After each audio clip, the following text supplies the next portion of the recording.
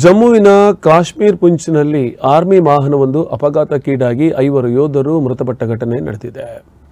ಮರಾಠಾ ರೆಜಿಮೆಂಟಿನ 5 ಯೋಧರು ಸಾವನ್ನಪ್ಪಿದ್ದಾರೆ. ಪುಂಚ್ ಪ್ರದೇಶದಲ್ಲಿ ಮಂಜುಗಡ್ಡೆಯಲ್ಲಿ ಜಾರಿ 300 ಅಡಿ ಕಂದಗಕ್ಕೆ ಆರ್ಮಿ ವಾಹನ ಬಿದ್ದ ಪರಿಣಾಮ ಈ 5 ಸಾವನ್ನಪ್ಪಿದ್ದಾರೆ. 5ರಲ್ಲಿ 3 ಕರ್ನಾಟಕದ ಯೋಧರು ಎಂದು ತಿಳಿದುಬಂದಿದೆ.